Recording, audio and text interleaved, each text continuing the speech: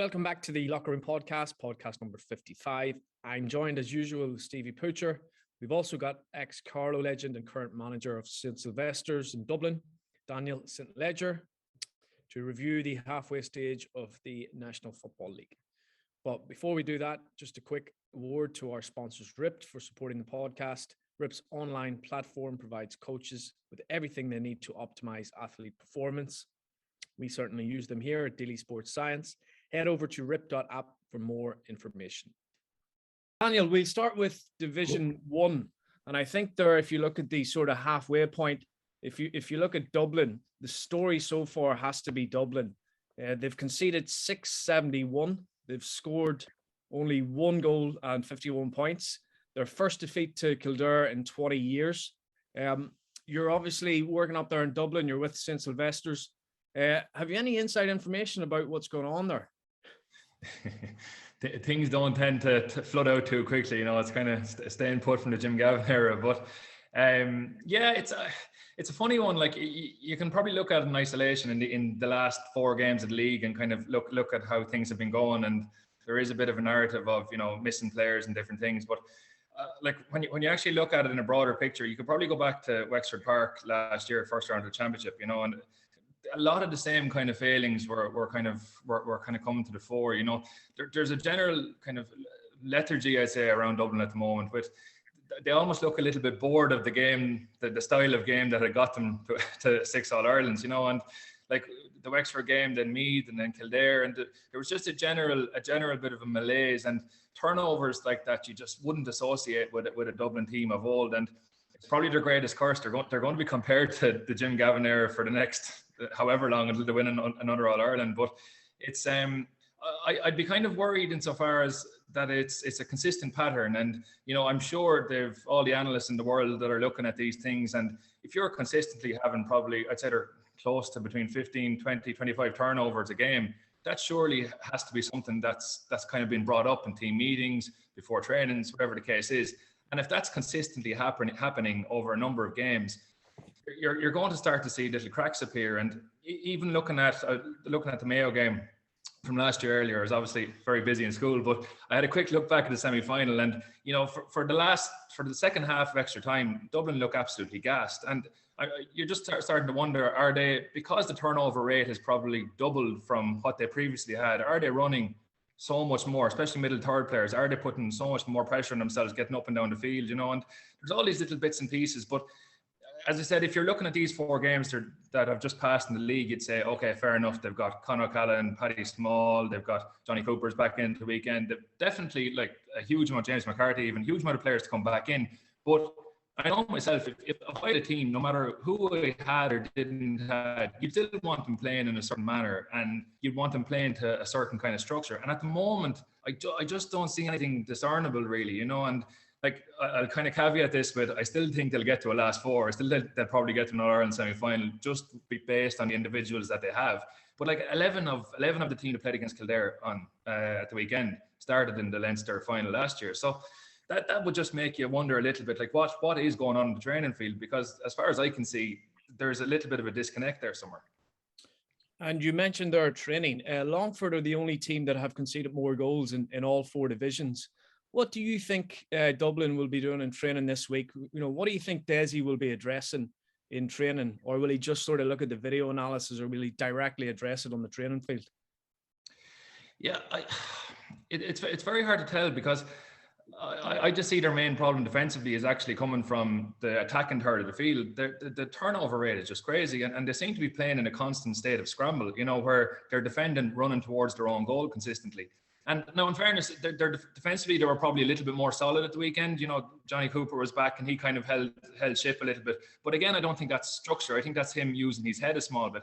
Like, there was one stage in the second half where Dublin kind of put on a bit of a middle third press, and I think it was Lee Gannon was standing at the Kildare centre back, kind of hands on, and this was in the Kildare half, but he wasn't really doing anything. The player was passing him by, and you have other players dropping, and there just seemed to be a slight kind of disconnect between what is the actual, what are we trying to do here? Are we going to get organized, get to a point in the field where we set up, we turn and we try and defend, or are we putting this high press on? And there seemed to be kind of a little bit of a mix of everything going on. And you know, I actually feel particularly bad. And as a defender myself, I'm looking at Davy Byrne in the Armagh game and in the Kerry game, and he's getting absolutely slated. But he's been left on some of the best forwards in the country in one-on-one in 60 yards space. And unfortunately, you can get away with that if you can keep the ball for large periods of possession. But at the moment, Dublin are probably, you know, hitting a turnover rate of a turnover every couple of minutes, which is just not sustainable, I don't think. And how much of that comes down to the manager, the turnover rate, or is it just individual mistakes, or is it seems to be a collective thing here with Dublin, doesn't it? Yeah, I think so. And definitely on a one-off, maybe a two-off, you can say, right, turnovers can happen. You'll have a day where you're sloppy, like, you know, and that definitely happens. But I know myself, if I had a league game on Sunday and we had 25, 26 turnovers, I would be, that sole focus would be on just keeping that turnover rate. And even if it's just keeping it down, and even if that's just for a game, just to get yourself back into a bit of confidence, get players back into the game a little bit, you know, and kind of bring things back down to kind of a level a small bit. But I can't see how this is, I can't see that it's been encouraged. Maybe they're being encouraged to take risks or whatever it is, but a lot of the time you have to play what's in front of you as well. And you're looking at Newbridge on Sunday. It's a tight pitch, the weather's miserable.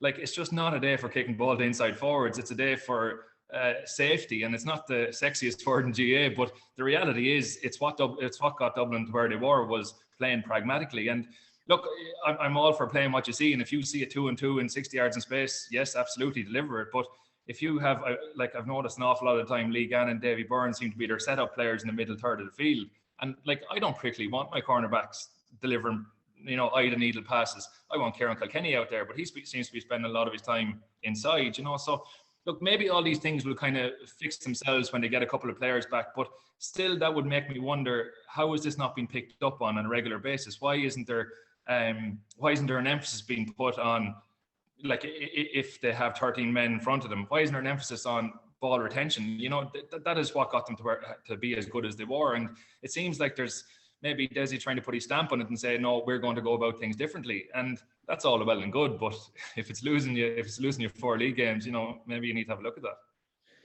Stevie, it sounds as if Dublin have a problem here with the basics. Something that Dublin traditionally have been excellent at, doing the simple things well, consistently throughout a game, not getting carried away, not putting silly balls in, keeping calm in possession, retaining possession. They're not doing that, as Daniel has alluded to. Yeah. And, you know, Joe, Dan's completely right there. He talks about the 11 players that played last year and then into the final. Like, I've got names here in front of me here: Comerford, Burden, Fitz, Mick Fitz, Sean Bulger, Scully, Rock, Small, Fenton, Kilkenny, Brian Howard, Johnny Cooper. They all played on Sunday, you know. So, like, you can start saying experimental, but it's not experimental if we're going to be completely honest. You know, Mayo had 7 players playing, I think, that played in the All-Ireland semi-final last year, playing against them the last weekend, in comparison to Dublin's 10 or 11. So, you know, it's definitely not experimental, but unquestionably, I would have noticed small things last year, Joe. I would have noticed, you know, mistakes, turnovers, as Daniel rightly pointed out. Turnovers is huge. It's the buzzword now in GAA, you know, and the less turnovers you have, obviously, the better opportunities you have to win a game. But I'm going to throw something at these lads, and I know it's very simplistic, and it's people that sort of say, oh, that's, you know, it's nonsense, but they're getting incredibly bad luck in front of goal as well. And like, I remember going back to, like, even the 90s, and, you know, Joe, living in Manchester University and following United, and, you know, they'd be played off the park by a Bolton Wanderers and they would still scramble a 90th minute winner or something like that, you know, and now they're playing teams off the park and just can't score. And, you know, it seems to be as if they're going through a little bit of a phase now where it's actually become nearly psychological. You know, like, the chances they missed, Daniel, on Sunday were astonishing in front of goal. Like, astonishing, nearly overplaying it. And, you know, Fenton gone through 1-on-1. How many times have we seen that and him just bury the net, you know? And I don't think, Joe, I think I'm right to say this, I've got it down in my notes, they haven't scored a goal this year, have they? They've scored one. Oh, sorry, apologies. They've scored 1 goal in the National League this year, you know, and like that's, and I've seen the night they played Armagh, they had chances for goals. You know, the night they played Kerry, look at the Kerry game. The goal that dropped into the net, and it was, you know, and it was disallowed or whatever it happened to be, you know, and for they brought it back for the black card, wasn't it, on Scully or whatever it happened to be, and they got the wrong man. And those wee small moments, like, just seem to be turning for them, you know. And listen, it happens because, like winning, losing becomes a habit, and they've lost 5 in a row now, I think, 4 this year in all competitions, and then obviously, you know, last year, so 5 competitive games in a row. And even the O'Byrne Cup, And I think, Daniel, you touched it with me as well. I think you might have been at the game or seen the game against Laois in the Bourne Cup.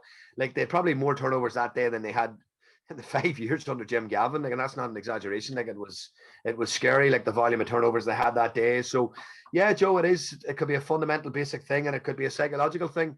And I think Dan hit the nail on the head there as well. Maybe they're just bored and tired.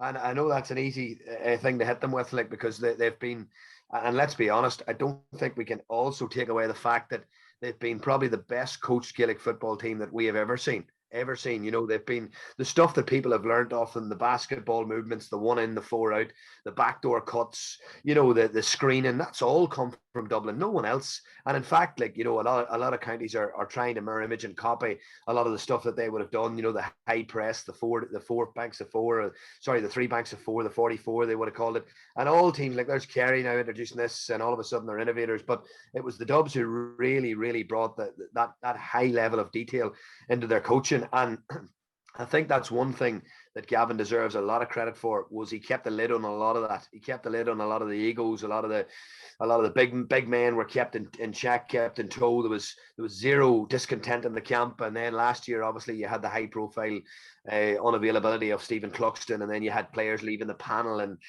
that just doesn't happen under Jim Gavin, Joe, you know. So I feel for Desi, because Benny Coulter said to me last week, your own brother, he said to me last week, he said, Stevie, Desi's actually won an All-Ireland in his first year, but he could go down as a failure. Do you know what I mean? Like, it's mad to think of that, like, that he's won an All-Ireland but could still go down as a failure. And that's the harsh reality of being Dublin GAA. Like, you're up there to be shot at. And unfortunately, Joe, as you say, the headline story is not Limerick top in Division 3, or not yourselves in Division 4, or it's not Armagh's resurgence. It's actually the big headline story in the 4 divisions is the collapse, and how quickly it's just unfolded in Dublin. Stephen, you mentioned, I'll put this to you, Daniel, you mentioned Stephen Cluxton there, and you also said, you know, they seem to be bored and tired. If Stephen Cluxton was still in that panel, if he was still at training two nights a week, would he let the players become bored and tired? Would he let those standards drop? Because he was sort of instrumental in all of that as well. Yeah, it's a funny one. Like, it has to come from the top down. I think your manager sets the tone, and I think Stephen and Jim were probably, I don't know Jim Gavin at all, but just from what I know of Stephen, like, they seem like quite similar characters, and definitely there's a level of detail and discipline that you could see in every Dublin performance. You know, there was no doubt, and they were a really humble bunch, and nothing got let out. But you know, as Stephen said, there's been little bits and pieces that have, since the training breach, you know, whenever that was during COVID, and as you said, the players leaving, and even I was looking at Brian Fenton's body language. I've never seen Brian Fenton get angry or scream at a referee since he started. And I think it was 2015 we played him UCD in a Hurling Cup Games, first time I ever saw him playing, and I've never seen him look flustered or looked angry. But in the last couple of games, his body language looks off, you know. And maybe, as I said, Stephen's circumstances, he can only tell you himself, but like, maybe he saw something coming that it was like, maybe this isn't quite where it needs to be. And as a player, you can only do so much. And even as big a character as he is, and like, at the end of the day, the manager calls the shots. And if the manager isn't on the same wavelength as your kind of bigger players, maybe that creates a bit of friction. As Stephen said, it's a very hard act to follow with Jim Gavin. So kind of no matter what you do, you're not going to be able to reinvent the wheel. You're going to be copying in some capacity, you know. And it's an awkward one, because it's like being the substitute teacher. You know, the normal geography teacher can leave the work there for you, and you can teach it as best you possibly can, but it'll never be the real teacher. And I think there's an element of that, like, and I don't know, maybe you have to go through a bit of short-term pain for Dublin, and maybe it's just going to have to be a couple of years of kind of maybe breeding some of the stars out, like, and maybe there'll be a new generation at some point. But in the short term, it really is. The body language would be worrying. Even Kieran Kilkenny, doesn't have the same kind of zip about him, you know. And these lads are probably been asked to maybe double their workload as compared to usual, because you had the Connollys and you have the O'Callaghan's and the other lads to take the emphasis off them a little bit. But I suppose, look, the paper never refuses ink either, and it's a great one for the media to see this happening. And as a neutral GAA person, I was kind of delighted to see Kildare win, as much as that breaks my heart to say it. But like, it does rejuvenate it a small bit, you know. So from that point of view, it's fantastic. Leinster Championship needed it. The All-Ireland needed it, and all the other teams around it. You can see, like, there's a bit of zip about other counties where, you know, I was just looking at last year's All-Ireland semi-final against Mayo.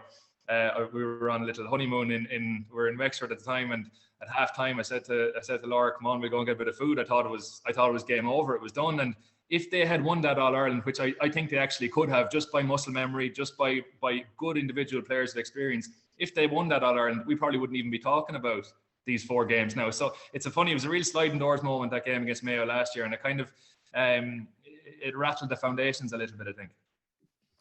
Now, I suppose the next question is, will Dublin get relegated? Now, their next game, I think, is against Tyrone. It's at Healy Park in Armagh.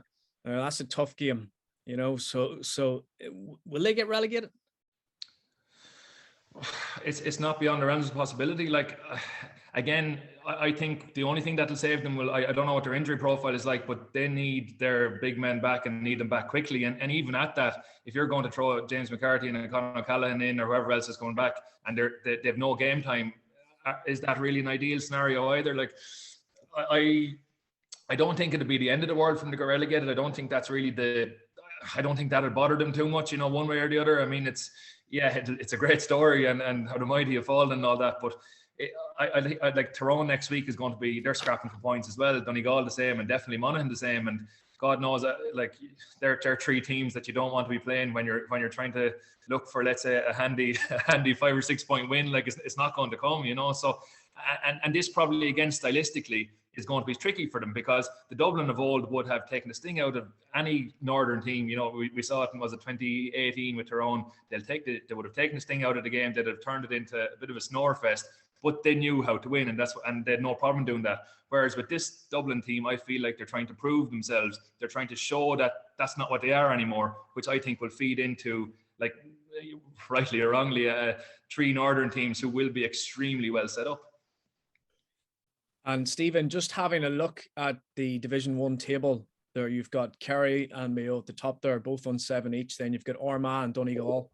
Then sort of Tyrone, Kildare middle, and Monaghan, Dublin at the end. So just having a look at Kerry, Stevie, Jack O'Connor and Paddy Talley in that defence there. Paddy Talley obviously seems to be working wonders there with that sort of defensive setup. Do you think that was sort of the final piece of the jigsaw there for Kerry? Well, Joe, like, you know, regardless of what the purists would tell you, you know, Kerry have been setting up like this now for a number of years, you know, and the reason they've been setting up very defensively is because they don't trust their full back line. It's as simple as that. You know, they have obviously, I heard O'Connor's interview on Sunday after the game where he was devastated, more so that they conceded a goal, because up until that they hadn't conceded a goal in the league. So that they haven't conceded a goal from open play, which is something they're obviously, you know, trying to pride themselves on. It must be a little niche within the group that they're obviously focusing on and being motivated, because he seemed very irate and frustrated that they had conceded a goal, albeit from a penalty. But one thing about them, Joe, and I noticed about them last year myself when I came up against them with Roscommon, is their athleticism.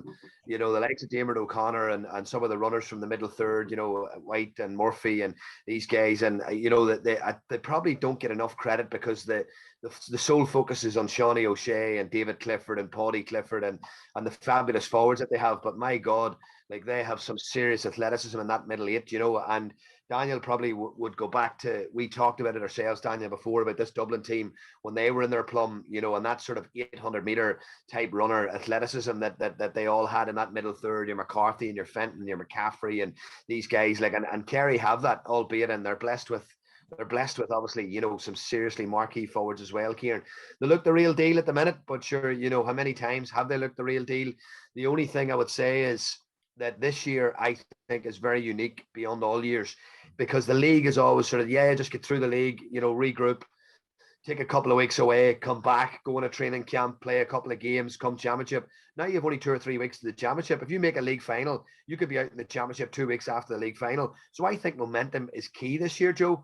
And I think the likes of Kerry and the likes of Armagh realise that if they can come out of the league with a bit of momentum and a bit of real belief, you know, and carry that into the championship, then, you know, it's quite perceivably possible that they could win the All-Ireland. But one thing I would say is that, and I've said this before, yes, the league football will stand them in good stead. They're playing Division 1 league football, and they have come up against a number of northern teams, or they will have come up against a number of northern teams, because I think that will stand them in good stead. But the Munster Championship's not going to prepare them for an All-Ireland semi-final.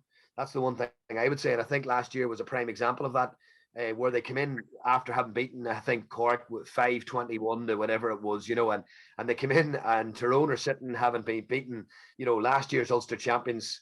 This year's, it was the current year's favourites in Donegal. Their near neighbours Monaghan, who were a point or two away from an All-Ireland or an All-Ireland final a number of years ago. So, like, Tyrone came in having beaten 3 really, really good sides at that stage. And Tyrone came in, albeit I know the COVID thing and things like that had hit them, but they came in really, really well cooked. And I felt Kerry came in very undercooked, Joe. And I don't think the Munster Championship is great preparation for Kerry. Yes, they're going well now, but will they be going well in the middle of June when you have someone from Ulster coming out who are absolutely primed and like raving dogs at Croke Park? But listen here, I still think they'll take all the beating, Joe. I think they've been the most impressive team to date. I know there was a bit of a high profile, couple of high profile instances with Jack sort of playing lads that had played Sigerson Cup football and things like that as well. But he's obviously nailing his colours to the mast straight away and saying, look, Kerry comes first and foremost above all. And Paddy will bring that little bit of grit. I've seen what he brings, here and down, and he's well organised. His training sessions are always high energy. He focuses an awful lot on getting bodies behind the ball and being aggressive and getting your tackle count up. So those are all things that if Kerry can add to the spicy stuff, then who knows where it could take them. But still think, Joe, I still think they might just fall a little bit short. Daniel, how important is it for, Jack O'Connor to think about, when this Kerry team should peak? Because obviously they're playing highly competitive games now in Division 1. Then when it comes to the Munster Championship, as Stevie said, there might be a little bit of a lull, and then he'll have to kind of pick it up again for them coming into the sort of semi-finals of the championship. How important is it for them to do that? Yeah, it is like, and like from I suppose from a physical conditioning point of view and that kind of thing, I don't think it's much of a concern.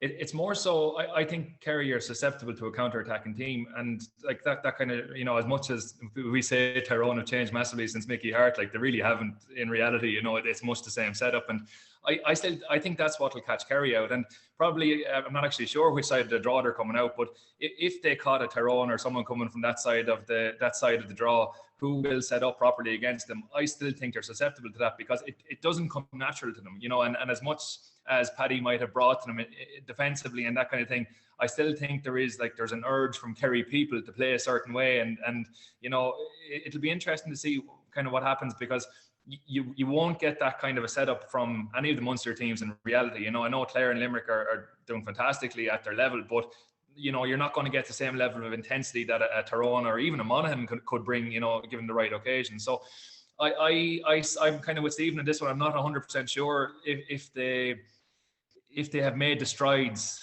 that is necessary to get them over the line. Definitely, it's going to be, you're still going to be relying on your Cliffords and your Rochers, and that that will suit again the like of a Tyrone, who have the matchups for them. So it's a tricky job, but as I said, I wouldn't be kind of celebrating if I was from Kerry just yet. Like, it is a phenomenally long season, and there has been a huge amount of work put in to get them to this point. But how long can you sustain that for? And I kind of throw the same thing with Armagh as well. How long can they stay at the crest of that wave? There's no doubt both of those teams are flying it at the moment, but there will come a lull at some stage. And as Stephen said, if you have 2 or 3 Munster games where it's a little bit flat, that could be 8-9 weeks, and then all of a sudden you're meeting a kind of a prime team, kind of ready to hit you with everything they have in Croke Park. It's a very tricky scenario, but I still think they are susceptible to a counter-attacking team.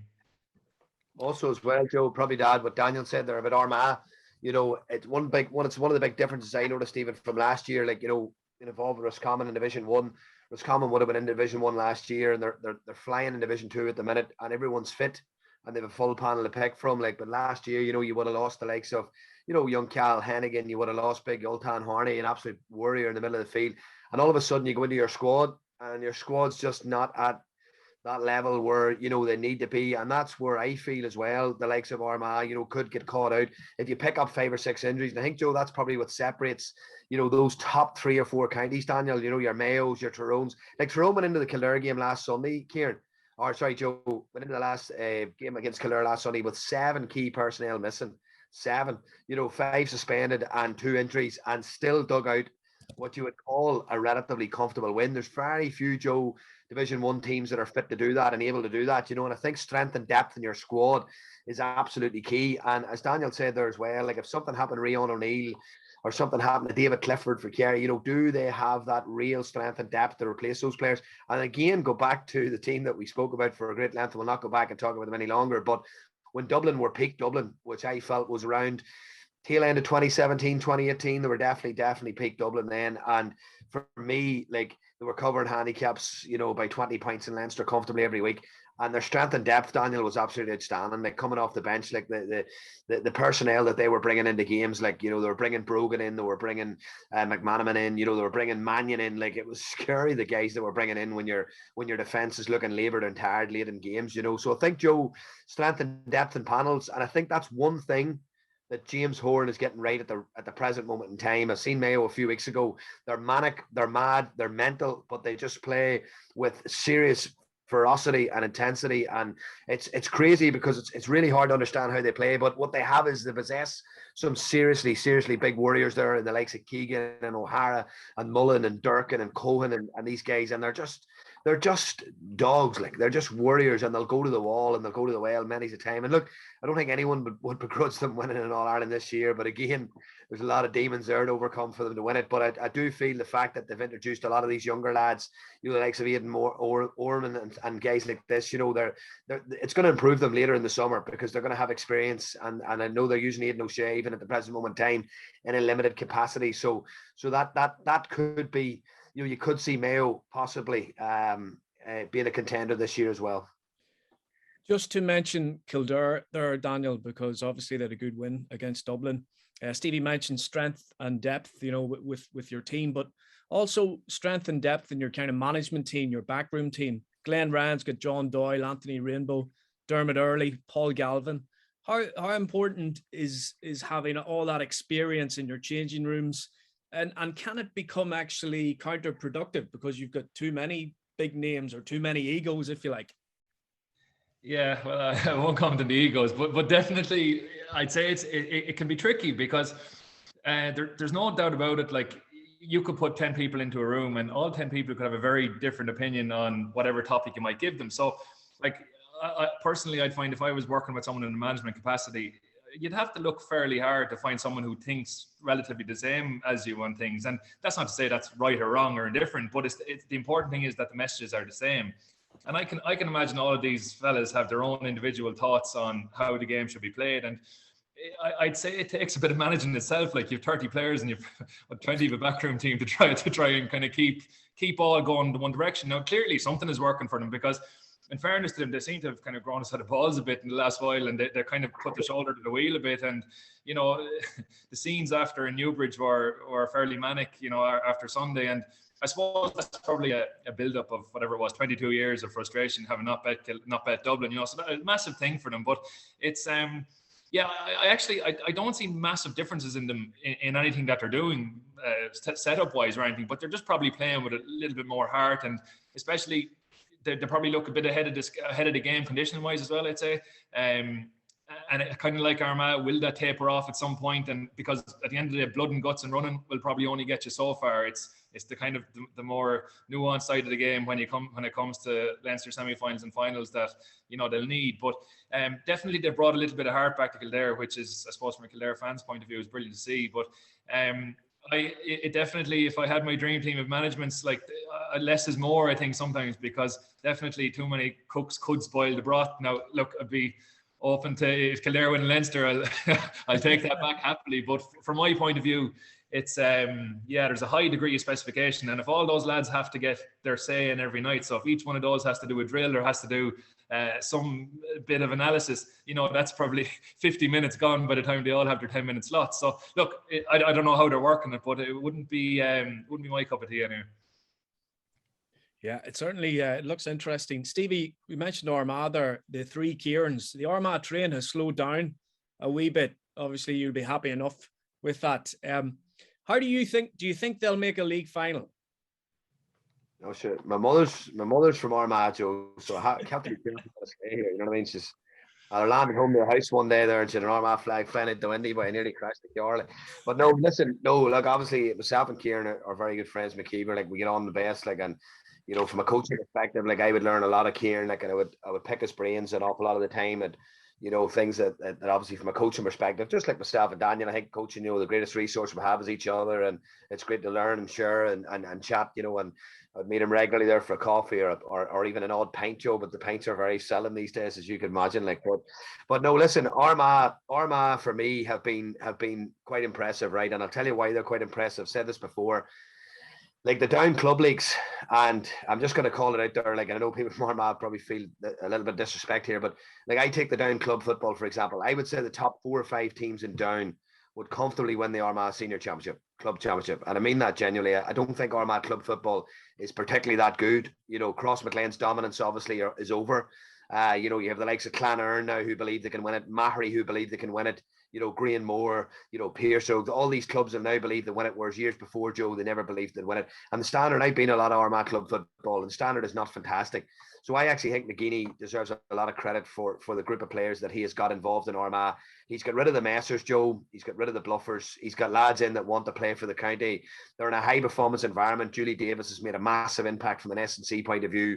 You know, they've added in Kieran Donaghy, obviously, who's come in with the basketball mantra, and he's introducing, you know, small patterns of offensive play, you know, the smooth call that I could hear them shouting last year when they were playing in the athletic grounds, you know, of slowing the play down, and that's all from basketball, and it's great, and the players are buying into it. But you know, I think McGeeney touched on it as well. They've probably got everything, just haven't got over the line, you know, and I think that this is a big year for them. Obviously, you know, even both from the National League perspective, if they could finish in the top 3 or 4 in the National League, it would give them a great boost, Joe, get into Ulster. But the mad thing is, Joe, like Armagh could finish in a league final and still lose the first round of the championship to Donegal, you know, and I think, without getting into structures tonight, because my God, we'd be here all night if we started on structures.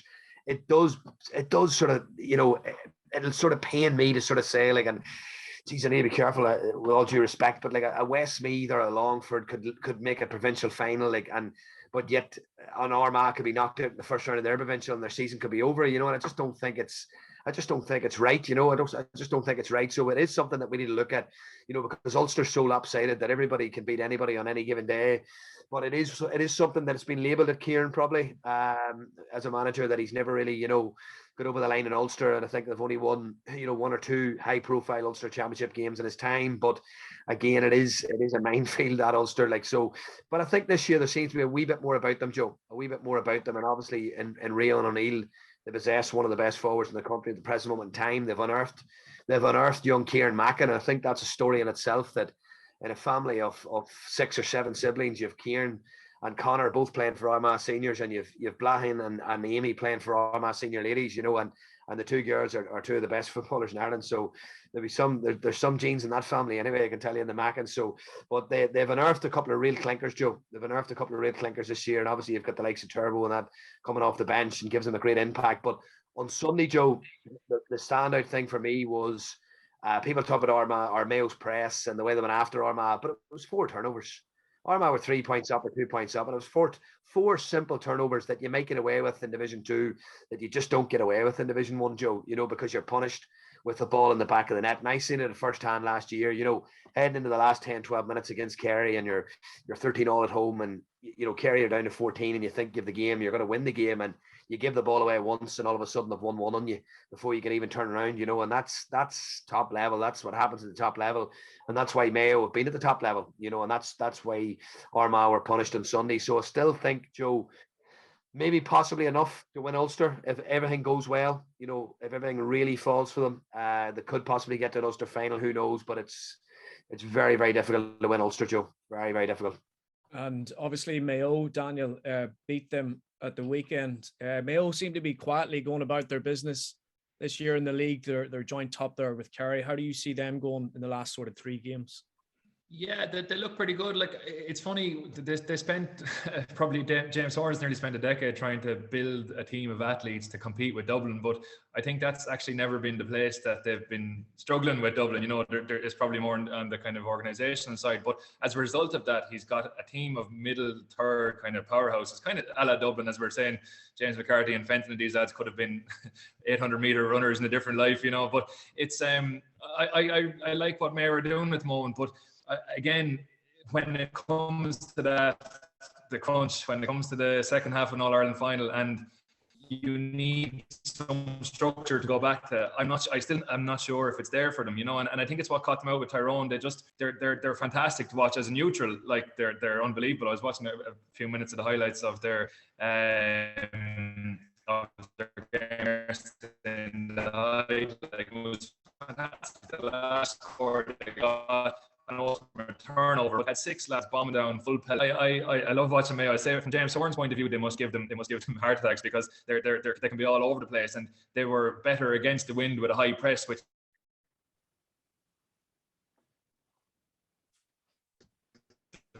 defies logic, you know. And I did the third.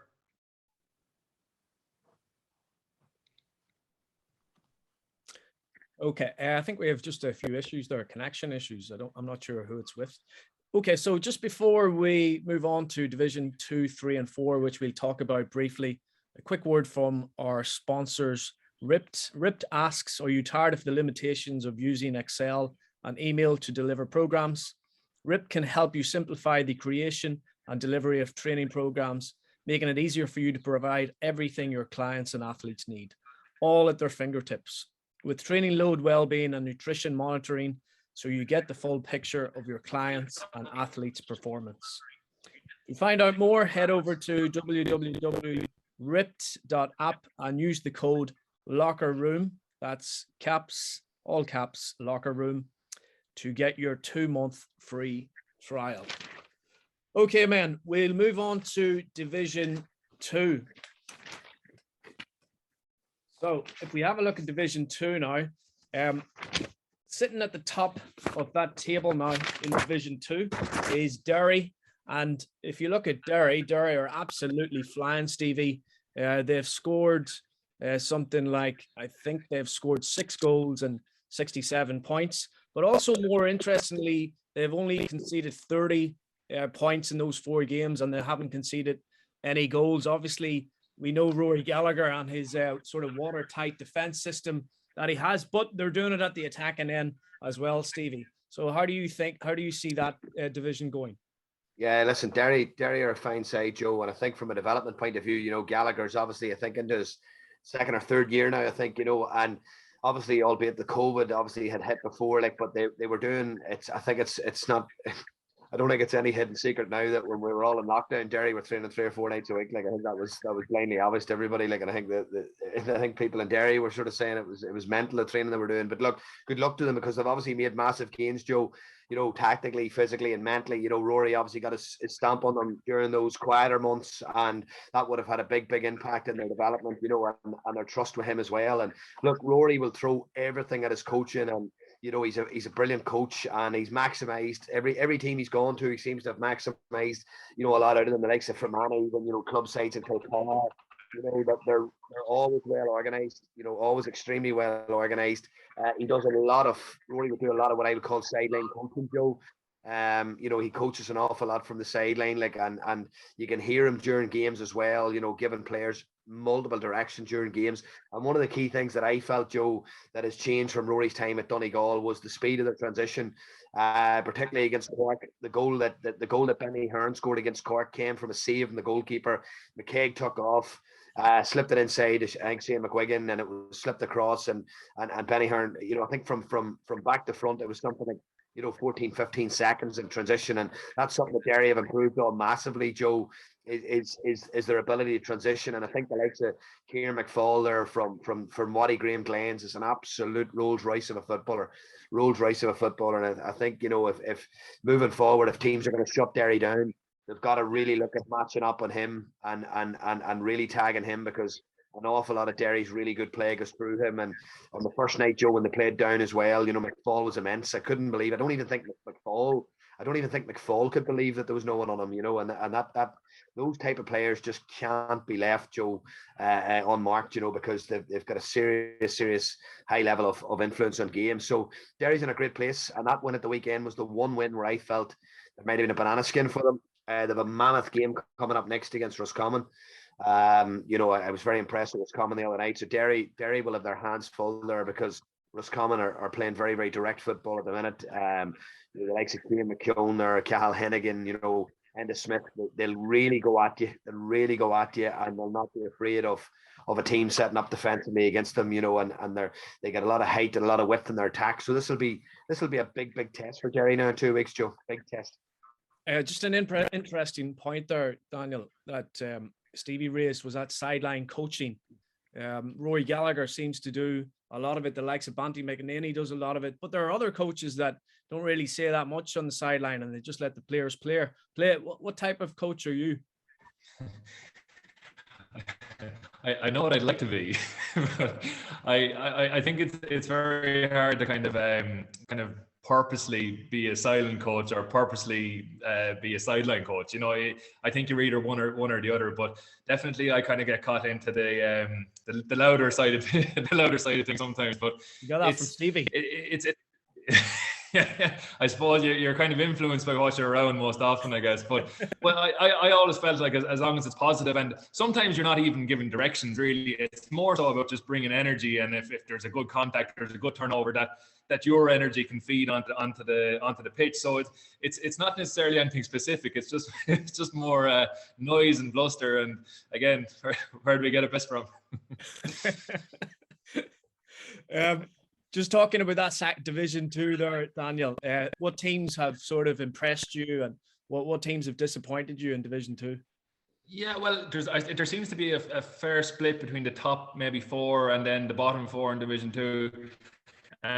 But from what I've seen in Galway so far, I've only seen bits and pieces. They seem to have. I know John Divley's gone in there, and there was a bit of talk about Cian O'Neill. I know Pat Spillane brought him up one day on the Sunday game, but I think John Divley's brought a real edge to them, and there's kind of similar to what Kieran McKeever's done in Armagh. It's not, they get labelled defensive coaches, but it's a little bit more than that. It's not just about giving players defensive structure. I think he's brought a bit of steel and a bit of edge to them.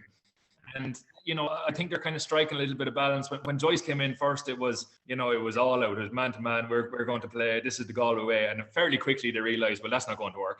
And he reverted back to kind of a more traditional sort of where we would have been with 13 or 14 behind the ball. And they kind of seem to have got a little bit of balance now, where they're able to defend with 11 as effectively as they could with 13. And it just seems to have brought an edge to them, and it's creating spaces for their kind of transition players and their flow players. And I just saw Shane Walsh, he got a goal at the weekend against Cork, and I've just never seen the like of it. I mean, I think Galway are sensational, and if they get that balance between the two, right, I think they could have a massive year. Maybe not necessarily in the league, but I think when it comes to Connacht, and if they got a nice side of a draw coming into an All-Ireland sort of series, they could be a little dark horse, but I think definitely Divley has made a huge difference to them defensively. Yeah, they seem to have found sort of that extra transition player between sort of defence and attack. Owen Gallagher, ex-Antrim there, now plays for them, and he seems to be very good. Stephen, I know you mentioned Roscommon there, and their impressive win over Down. Obviously, we don't want to turn this into a Down GAA podcast, but Down were absolutely awful at the weekend. They were pathetic, Joe. Pathetic, and there's no other way of describing them. Listen, James's interview after the game was very cutting. He said the players didn't work as hard enough as the opposition. And for a manager to come out and say that, it's obviously it's very honest, as well. And I know that James and Aidan have gone in there quite late, and they've obviously been dealt a sort of a short hand a little bit, I suppose, in that respect. I just think, Joe, the best players aren't playing for Down. We need to get to the bottom of that. We need to get the bottom out as a county very quickly. We need to look at our structures, Joe, from the bottom up. We need a complete revamp and rebranding from everywhere. Fresh faces, fresh blood. We need the county on board. We need all our clubs on board. because we're spiraling into a bit of a dismal place, to be honest with you, and it is frustrating because there's a lot of good work going on in schools and the likes of that, and we just need to be very, very careful, Joe, because it's a slippery slope, and the further you fall, obviously the harder it is to get back. And for me on Saturday night, Joe, the biggest thing for me on Saturday night was there was hardly a whimper when Down scored. When Down made a substitution, there was hardly a clap. Like, I remember nights in Newry with my father, boy, and the place rocking, and I mean rocking. Saturday night lights in Newry, teams coming there, not getting it easy. We beat Dublin there once, Joe, in a National League game, not that long ago, and you're probably going back about 8 or 9 years ago. But Saturday night was just so limp, Joe. It was so limp. We don't seem to have a kick out strategy. We don't seem to have any real direction when we attack. There was a free kick in the first half that we won, a free kick, and there was 9 players on the edge of the D behind the free taker on the edge of the D. 9 players inside or on our 21 or inside our 21. And the free taker was actually trying to encourage them to get forward, and that's just desire, Joe. That's just desire, and I think, Paddy Tally was sort of laughed at and sneered at for saying that, Down need a group of players that are going to commit for 10 years, to the cause. And if you look, Joe, from 2018, Down have used 84 players. 84 players in 4 years or 5 years. Like that's a phenomenal statistic. I don't think there's any other county in Ireland that have used that level of players, and I think that's a big impact, Joe. When you've no consistency in your panel, you've no consistency to S&C, you've no consistency to being exposed at the highest level. And I feel sorry for the likes of Owen Murdoch there. I worked with Owen as an underage player. He's a fantastic talent. I was worried when I sort of seen him being propelled into that environment at 19 years of age. He's playing middle of the field at the minute, and like, he's having some tough nights, and it's not his fault. And I hope the Down supporters and realise that the likes of Owen is the future, and he's going to become a fantastic midfielder for his club and his county. But he needs time, Joe. And at 19 to be fired in at that, it's very, very difficult, because Daniel will tell you as well, because obviously he's been there and he's played for from when he was a very, very young age for Carlow at senior to county level. But surely, Daniel, it takes 3 to 4 years of conditioning and mental toughness to really compete at that level. Would that not be right, Nick? No? Yeah, 100%. I mean, I played my first year in Leaving Cert and 2008, and then I spent 2 years with hamstring problems, because you're just being exposed to your proper S&C. You're being exposed to an intensity in training you've never been exposed to. Then you're throwing your club on top of that. You're throwing under 21, which it was at the time, on top of that as well. And literally from about, I'd say, 19 to 22, I didn't play a whole lot of football. Like, I remember by the time I was getting to 24, I was just praying to play more than 2 league games, because I had a great first spell, and it was all go, and then all of a sudden it was just it's not working anymore, and the body gave in a little bit. But it definitely, like, it takes 4, 5, 6 years, even away from the gym and away from all the other bits and pieces, even just to know to get through a game at intercounty level, especially as a midfielder, because you can expend an awful lot of energy kind of chasing shadows a little bit, and if especially if your team is not playing with direction, you can just get lost. And as a 19-year-old, you're trying to do everything you possibly can to, and I saw him in the county final. He's a fabulous footballer, like, but if you're just letting him go out there and just play off the cuff, and he's on Enda Smith there last weekend, that's a tough place for a young lad to be. And he'll probably have to be very mentally strong, because, as you say, like, crowd could get on the back, he's the great white hope, and if things aren't going well, it could kind of poison a lot of young lads. And a lot of that down panel, obviously there is a history of, because of the turnover of players, no different to Carlow, lads have a poor experience there, and just say to themselves, maybe this is not worth the flack, and that is the danger for a lot of counties around that lower to middle tier. Joe, Daniel also mentioned a word when he was talking about Dublin there about the chemistry up front as well. Like, the other night, it was so individual. Everybody just wants to sail their own ship. There's solo runs, blind alleys, shot selections, 3v2 situations where the man on the ball's looking at the man where he should be giving it, ignoring him. That individual sort of sporadic attacking, where go back to Marty talking at one of the coaching evenings we ran with your fella, and like, he said Benny didn't even have to do anything, just the eyes, just that little bit of, just the wee eyes to look, and he knew where to pop a ball. And that chemistry, that joined up thinking, when you've Poley in that team as well, and John and Conor McGinn and Paul McComiskey, real smart footballers, but team players. team players first and foremost, Joe, and that's a key thing. At the minute, we're playing with a lot of individuals, and that's very difficult at intercounty level, and particularly against Galways and Roscommons and Derrys, who are so united and so well organised, and that's, it's a bit like the old adage, like that if you're organised and you work hard, you'll give most teams a good game, and talent will just get you so far. And the days, Daniel, I think, like, yourself, like we've had this chat as well, like, people talk about down coming from nowhere and stuff, like those days are gone, Joe. Like, they're gone. Teams just don't appear anymore and just come off the cuff and play it. It just doesn't happen. There's so much now to, with analysis of opposition and matchups and defensive structures, kick out strategies, offensive patterns, key men up front, what you're looking to do, clearing the D, all sorts of sort of key things. And, the analysis of the game has gone through the roof. Like, and it's all of the days you just sort of show up and say, look, we're down and we're better than this team. It's gone. Those days are gone, And all that sort of, the organisation is one thing, Stevie, the tactical side, but James McCartan mentioned the effort. The players weren't putting in an effort. That's bound to hurt those down players. They're bound to have pride, and there's bound to be a reaction to that. Well, I'd love to ask Daniel the question that if myself and Turlough O'Brien came out when he was playing for Carlow and said the players weren't trying, like, how would you feel, Daniel? As far as I'd be concerned, you have to have something to buy into. Players want to play. Players want to play well. There's no player that wants to go out and embarrass himself. There's no player that wants to lose a game. But I know myself, sometimes if things weren't great, it can sour things a little bit for you. And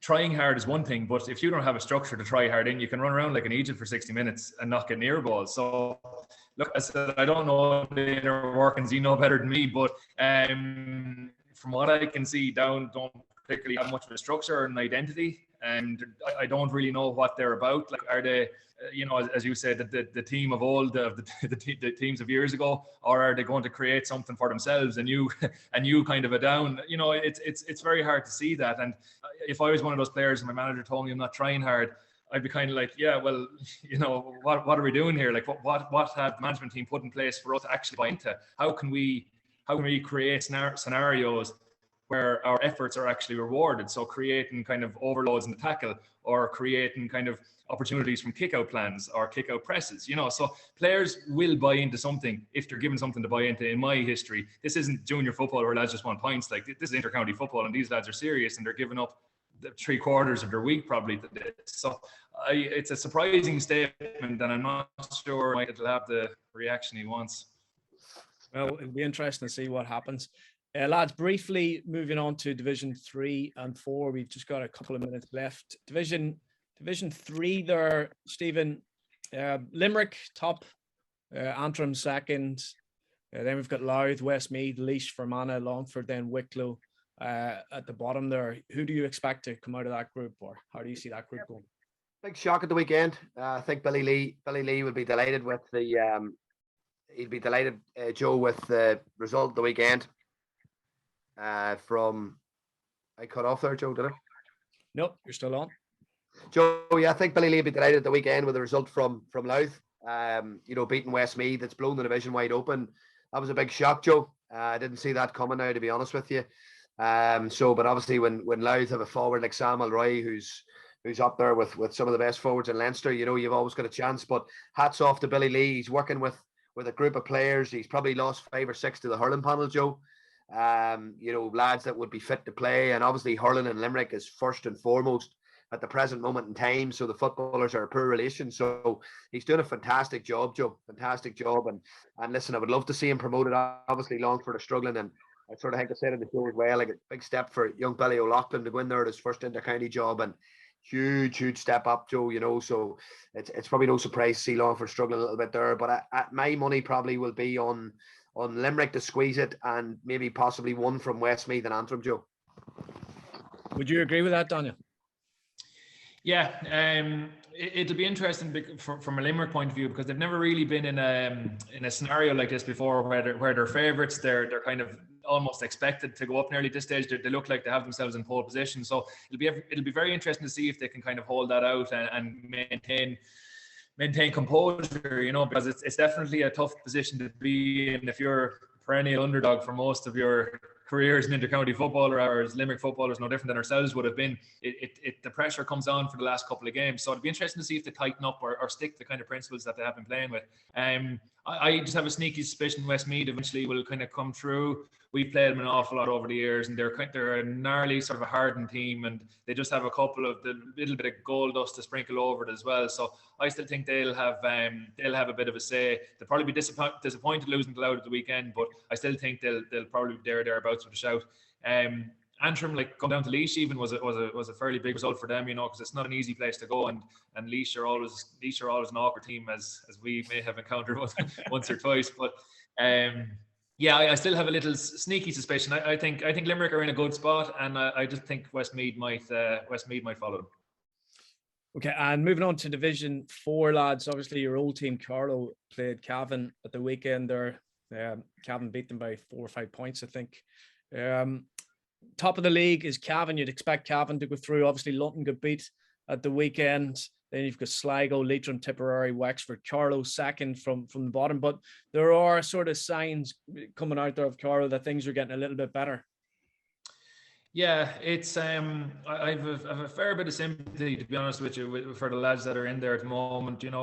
It's a tough slog. There's a lot of, kind of similar to the Down scenario, there's a lot of 18, 19, 20-year-olds who are being kind of thrust into intercounty football with not even senior experience with their clubs, and there's definitely a cohort of players around the 27, 28 age group playing for the bigger senior clubs in Carlow who should be there, and for one reason or another have decided not to. But look, from Niall Carew's point of view, he can only play with what's there. And to be honest, I was delighted for the lads, like especially old friend of mine, Dara Foley, still plugging away there, and he's still kind of leading the line for them. And like there's some really genuine fellas that are just dragging it along. And I was kind of nervous for them going up to Cavan, especially after the Sligo game. I know they had a good win against Waterford, but that probably psychologically wouldn't be a massive thing for them because we play Waterford every year practically. So it's a good win, but going up Cavan after the Sligo game was a little bit iffy, and they were 2 points down after playing against or with the wins. So I was a little bit kind of nervous. I was following them on Twitter, and it's been nervous for them. But in fairness to them, they just kept grinding it out. And the young lad, Jamie Clark, Stevie know him, he was in and out of our team back around 2017, 2018. Fantastic footballer, and he's taken on the mantle kind of one of the new leaders. And we just need more. We just need more of them, and it's a harsh place to learn your lessons sometimes. And look, it's a very tough spot. It's a very tough spot for them to be in. And I think, in fairness, the best they can hope for is just keep that consistency performance. The wins and the losses, take them as they come, but at least if they're performing and competitive, there's not much more I think the Carlow public can ask for, really, given the scenario. I suppose, Stevie, that's right. As long as you're improving gradually throughout the league, that's all you can ask for. Yeah, unquestionably, Joe. And I suppose it's probably uncomfortable for yourself to talk about it being involved as a coach, but I have to say London has been a brilliant story as well, Joe. I'm well aware of the logistic nightmare it is for you going to training on tubes, and even chatting to Kevin there yesterday after Mayo Bridge match, and he was sort of saying he went over to see us one year, and it took him 2 hours to get from his hotel to Ruislip, and he thought he didn't realize he was still in London after 2 hours in the tube, so. It is an absolute logistic nightmare for you guys, and Ruislip has obviously been developed now into a fantastic complex, and it's just a pity you hadn't got the win at the weekend, because I think if you had got the win at the weekend, promotion was actually really achievable, because obviously Leitrim under Andy Moore, there was a lot of hype, but sort of knew myself Andy was going to have his hands full there. I just don't think the quality's there, the strength and depth's not there, and it's difficult probably from Andy's mantra to go in with that the sort of Mayo mentality that he would have had playing, and very, very difficult to sort of not try and integrate things that you were doing at Mayo into that. And sometimes you have to cut the clock at groups in Division 4, and Cavan are doing enough and they'll get out of Division 4 comfortably, and then it's one from 3 or 4. You're still there, Joe. You're still fighting, and Tipperary are sort of hanging about as well. They'll be hard to beat. I think Carlow, Daniel touched on it, I think Carlow have played now Waterford and London as well. So Carlow have some tough games going. I think they're out of the promotion hunt at this stage. But so you're probably looking at one from maybe Tipperary, Leitrim, or possibly yourselves, Joe. Yeah, certainly. If you told me that London were going to be on 6 points after 4 games, you would have obviously taken that. So it's been really good so far. Yeah, Joe, with the especially with the win bonuses that you guys are on the management team. I know. We won't mention that though, Stevie. I'll have to cut that out. Just to finish off, Daniel, how do you see that division ending up, Division 4? Yeah, I still think Leitrim could come good eventually. It's a tough one, like, because you know yourself, Joe, like week to week, it's very hard to kind of get that consistency, and it's very hard to know what sometimes is going to be turned out, you know. So it's Cavan look like they're pretty much at their ease. I think they're moving fairly nicely. Leitrim are, I know Stevie said they might have the strength and depth, but like, isn't the massive thing in Division 4, because most counties probably don't have it. You know, that is the reality. But his expertise, and even from his S&C background as well, you know, I think as this league goes on, I think they might get a little bit stronger. So if I was to give a little nod, I'd probably go towards Leitrim. You won't thank me for saying it, but Don't worry. We'll not get you back on the show then. We will get you back on if London get promoted. Fair. Okay, lads. Well, thanks very much for joining us. Thanks very much, especially Daniel, and thanks, Stevie, for joining us. And we'll see you in 2 weeks' time. Thank you.